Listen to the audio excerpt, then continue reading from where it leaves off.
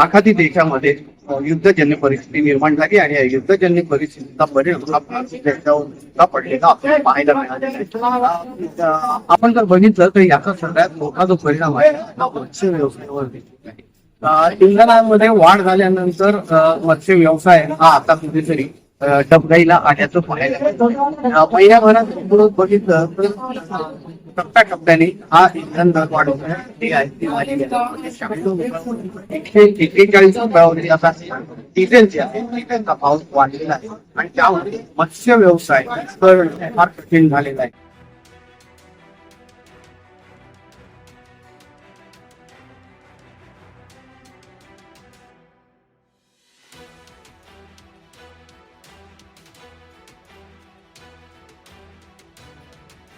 आता डिझेलचा एवढा परिणाम झालेला आहे आम्हाला, म्हणजे आमच्या फिशरीज सोसायटीला बल्क कंझ्युमर मध्ये टाकल्यामुळे आम्हाला आत्ताच्या घडीला 141 रुपये आमच्या फिशरीज सोसायटीला भाव पडतोय. पण फिशरीज सोसायटी ते डिझेल आणत नाही आणि प्रायव्हेट पंपावरून आम्हाला आणायला तेवढी परमिशन पण नाही आहे की तुम्ही बल्क क्वांटिटी मध्ये नेता म्हणून. त्याच्यामुळे आमच्या बोटी बंदरात उभी राहण्याची पाळी आलेली आहे. इराण, इस्रायल, अमेरिकेत सुरू असलेल्या युद्धाच्या झळा आता उरणच्या मच्छीमारापर्यंत पोहोचल्यात. डिझेल तुटवडा आणि दरवाढीमुळे मोरा आणि करंजा बंदरात शेकडो मच्छीमार बोटी नांगर टाकून उभ्या आहेत. वाढत्या खर्चामुळे समुद्रात मासेमारीसाठी जाणे परवडत नसल्याने हजारो मच्छीमार कुटुंबाची उपजीविका धोक्यात आली आहे.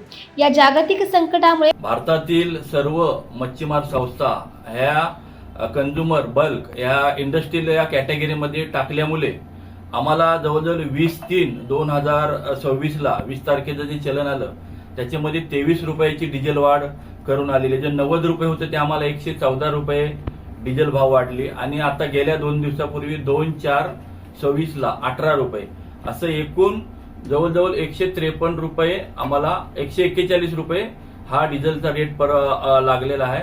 त्याच्यामुळे आम्ही सर्व मच्छीमारांनी डिझेल घ्यायचं ना असं ठरवलेलं आहे. ही स्थिती केवळ उरणपुरतीच मर्यादित नाहीये. महाराष्ट्रासह देशभरातील मच्छीमार व्यवसाय सध्या मोठ्या संकटाचा सामना करतायत. वाढते इंधन दर, तुटवडा आणि वाढलेला खर्च यामुळे मासेमारी करण्यास कठीण झाले. मात्र डिझेलच्या महागाईला एकमेव राज्य अपवाद ठरले. फक्त गुजरातलाच त्यांनी त्याच दिवशी त्यांचे मच्छीमार मंत्री, त्यांचे मुख्यमंत्री आणि त्यांनी ऑनलाईन जी त्या पेट्रोलियम मिनिस्टरशी संपर्क साधून फक्त गुजरात राज्याला त्याच दिवशी त्यांनी त्यांचा जे काय करार होता त्या आधारे त्यांना पूर्व रेट म्हणजे 90 रुपयांनीच अजूनपर्यंत त्यांना डिझेल दिलेला आहे. आज जवळजवळ खराब हवामान, मत्स्य दुष्काळ यासह महागाईमुळे हा व्यवसाय या अगोदरच संकटात सापडलाय. या संकटात यावर्षी युद्धजन्य परिस्थितीची भर पडली आहे. त्या बघा आम्हाला लागणाऱ्या ज्या वस्तू आहेत, समजा काही जाळे आहेत, आता जाळीला लागणारे रोप आणि जे शिस आहे त्याच्या पण किमती वाढलेल्या आहेत आणि जे सूत लागतं किंवा हे आपला जाळी लागते त्याच्यावर पण इम्पोर्ट टॅक्स म्हणजे इम्पोर्ट करायला लागतं ते आपल्या जाळ्या आणि त्याच्यानंतर ते आपल्या बांधकामचे बनतात आणि मग त्याच्यावर पण सर्व महागाई वाढलेलीच आहे. मासेमारी ठप्प झाली. लाखो रुपये भांडवल लावलेल्या मच्छीमार नौका बंदरावर उभ्या आहेत. या परिस्थितीत कुटुंबाचा उदरनिर्वाह कसा करावा हा प्रश्न मच्छीमार बांधवांना पडलाय.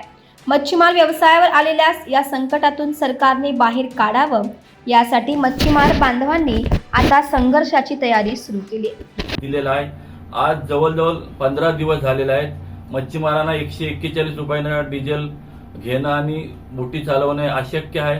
हा मच्छीमार हा गोरगरीब असून कष्टकरी आहे आणि तो आपला उपजीविकेसाठी हा धंदा करत असतो. तरी आम्ही आज 15 दिवस झाले आता सर्व एक महाराष्ट्रातील मच्छीमार आणि जवळजवळ भारतातील मच्छीमार हे एक आठवडाभर वाट बघतील. त्याच्यानंतर सर्व राज्यातील मच्छीमार हे एक तारीख घेऊन एक निदर्शनं किंवा आपला मुख्यमंत्र्याचं, पंतप्रधान यांचं लक्ष वेधण्याचं काम करतील. मच्छीमारांना या संकटातून बाहेर काढण्यासाठी सरकारने डिझेल अनुदान, इंधनाचा सुरळीत पुरवठा देण्याची गरज आहे. मच्छीमारांना आधार देण्यासाठी विशेष आर्थिक पॅकेज घोषित करण्याची गरज आहे.